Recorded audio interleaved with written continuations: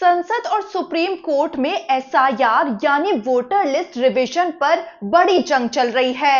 एक तरफ विपक्ष के लगातार दबाव के बाद सरकार को संसद में एसआईआर पर चर्चा के लिए मानना पड़ गया, जहां अब संसद में राहुल गांधी के भाषण ने तहलका मचा दिया है। राहुल गांधी ने 3 मांगे रखी और 3 सवाल पूछ डाले, जिसने चुनाव आयोग और बीजेपी की नींद उड़ा दी है। और दूसरी तरफ सुप्रीम कोर्ट में भी एसआईआर पर चुनाव आयोग की मुसीबतें कम होने का नाम नहीं ले रही हैं।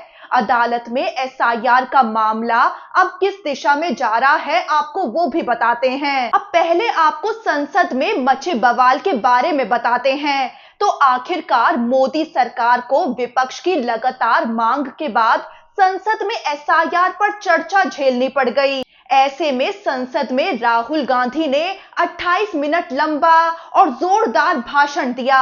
लोकसभा में राहुल गांधी ने हमला बोला कि आरएसएस और बीजेपी देश की संस्थाओं यानी चुनाव आयोग, ED, CBI, IB, income tax सब पर कब्जा कर रही है। राहुल गांधी ने साफ कहा कि चुनाव आयोग आज बीजेपी के निर्देश पर चल रहा है और इससे लोकतंत्र को सीधा नुकसान हो रहा है। राहुल गांधी के भाषण के दौरान 5 बार हंगामा भी हुआ।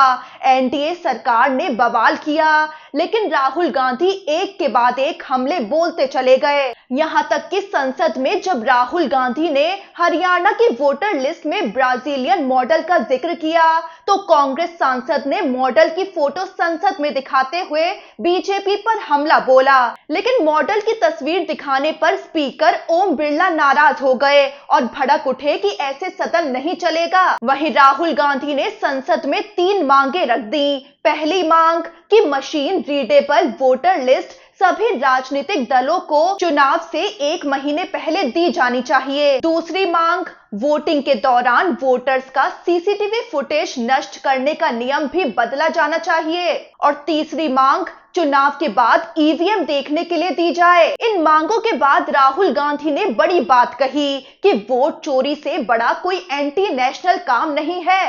साथ ही उन्होंने आरोप लगाया कि मोदी सरकार चुनाव सुधार करना ही नहीं चाहती है। वहीं संसद में राहुल गांधी ने 3 सवाल भी पूछ डाले। पहला सवाल, सीजेआई को चुनाव आयुक्त की नियुक्ति कमेटी से क्यों हटाया गया? दूसरा सवाल, दिसंबर 2023 में ऐसा कानून क्यों लाया गया कि चुनाव आयुक्त को दंडित नहीं किया जा सकता? और तीसरा सवाल, चुनाव के 45 दिन बाद सीसीटीवी फुटेज क्यों डिलीट कर दिए गए? राहुल गांधी के भाषण ने मोदी सरकार और चुनाव आयोग के पसीने छुड़ा दिए। अब क्या राहुल गांधी के इन सवालों का जवाब मोदी सरकार और चुनाव आयोग दे पाएंगे? राहुल गांधी ने जो 3 मांग की हैं, क्या मांगे चुनाव आयोग और मोदी सरकार पूरी कर पाएंगे? वहीं आपको बता दें कि एसआईआर और चुनाव सुधार पर चर्चा के दौरान संसद में बाकी विपक्ष के नेताओं ने भी मोदी सरकार और चुनाव आयोग पर बड़े हमले बोले। अखिलेश यादव ने तीखा हमला बोला कि एसआईआर सिर्फ बहाना है, अंतर ही अंतर एनआरसी लागू किया जा रहा है। यूपी के सीएम योगी आदित्यनाथ खुलेआम डिटेंशन सेंटर की बात कर रहे हैं। ममता बनर्जी की पार्टी टीएमसी के सांसद कल्याण बनर्जी ने भी बड़ा हमला बोला। वो बोले कि एसआईआर वोट डिलीट करने का टूल बन गया है। वो भड़के कि चुनाव आयोग नागरिकता तय करने की अथॉरिटी नहीं है, 5 लाख 6 लाख वोट डिलीट करने की बात कर रहा है और बीजेपी इसका जश्न मना रही है। और कांग्रेस सांसद मनीष तिवारी ने भी तीखा भाषण दिया, जिसमें उन्होंने तो ये दावा कर दिया कि एसआईआर पूरी तरह गैर कानूनी है। संविधान में पूरे राज्य में एक साथ एसआईआर का कोई प्रावधान ही नहीं है। उन्होंने मांग भी कर डाली कि एसआईआर को तुरंत रोका जाना चाहिए। साथ ही विपक्ष ने संसद में ये भी मांग रख डाली कि चुनाव ईवीएम की जगह बैलेट पेपर से कराया जाए, क्योंकि ईवीएम का सोर्स कार्ड किसके पास है, इस पर सफाई नहीं मिली है। अब आते हैं एसआईआर पर सुप्रीम कोर्ट में क्या सुनवाई चल रही है। तो संसद में बहस की तरह ही सुप्रीम कोर्ट में भी एसआईआर पर लगातार सुनवाई हो रही है और याचिकाकर्ताओं की तरफ से पेश हो रहे कपिल सिब्बल और अभिषेक मनु सिंघवी जैसे वरिष्ठ वकील चुनाव आयोग की मुसीबत बढ़ा रहे हैं। अलग अलग राज्यों में एसआईआर के खिलाफ कई याचिकाएं दाखिल हैं, पर अभी तक सुप्रीम कोर्ट का कोई अंतिम फैसला नहीं आया है, लेकिन कई कड़े निर्देश लगातार जारी हो रहे हैं।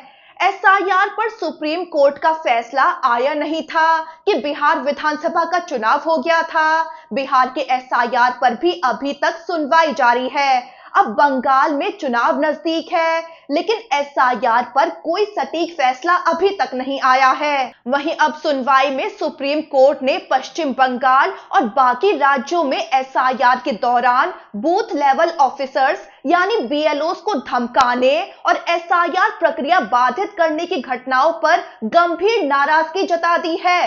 कोर्ट ने चुनाव आयोग को निर्देश दिया है कि वो इस स्थिति से निपटे, वरना अराजकता फैल जाएगी। कोर्ट ने राज्य सरकारों के सहयोग की कमी पर भी सवाल उठाए और कहा कि अगर बीएलओस को धमकी देने या राज्य सरकारों के सहयोग न करने की कोई घटना सामने आती है तो वो सख्त आदेश जारी करेगा। वहीं आपको बता दें कि कोर्ट में एसआईआर के दबाव से बीएलओस की लगातार मौतों का मुद्दा भी विपक्ष ने कोर्ट में गरमाया हुआ है। इस पर कोर्ट में तीखी बहस भी देखने को मिली। सुनवाई के दौरान चुनाव आयोग की तरफ से तर्क दिया गया कि एक बीएलओ को ज्यादा से ज्यादा 30 दिनों में 1200 फॉर्म ही भरने होते हैं, इसीलिए इसे अत्यधिक दबाव नहीं कहा जा सकता।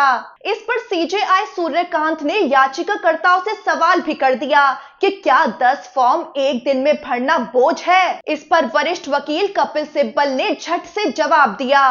वो बोल उठे कि 40 फॉर्म रोज भरने पड़ते हैं। कपिल सिब्बल आगे बोले कि एक इमारत में 100 लोग रहते हैं, लिफ्ट नहीं है, हर मंजिल पर चढ़ना पड़ता है, ये मेहनत का काम है। इस पर चुनाव आयोग की ओर से पेश हुए वकील ने कपिल सिब्बल को टोक दिया। वो बोल पड़े कि 70 साल की उम्र में वो सीढ़ियां चढ़ सकते हैं। साथ ही उन्होंने आरोप लगाते हुए कहा कि ये पूरा मुद्दा अनावश्यक राजनीतिक बहस बनाया जा रहा है। इसके बाद कोर्ट ने बड़ी टिप्पणी कर दी कि अगर बीएलओ को दिक्कत हो रही है तो राज्यों का दायित्व है कि वो और ज्यादा कर्मचारी उपलब्ध कराए।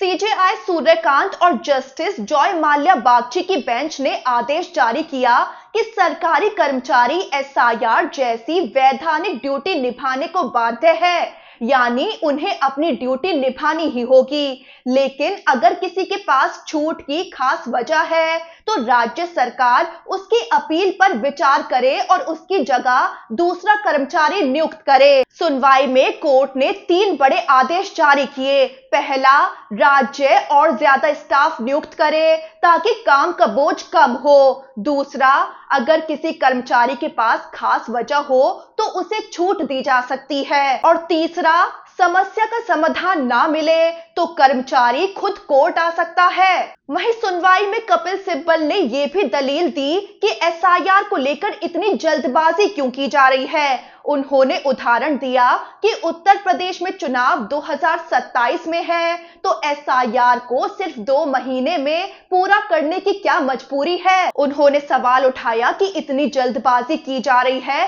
कि बीएलओस को तो जेल भेजने की धमकियां भी दी जा रही हैं। ऐसे में एसआईआर की डेडलाइन पर भी सुप्रीम कोर्ट की सख्ती देखने को मिली। कोर्ट ने चुनाव आयोग से कहा है कि एसआईआर की डेडलाइन पर पुनर्विचार किया जाए। चुनाव अधिकारियों के पास फॉर्म अपलोड करने का पर्याप्त समय होना चाहिए।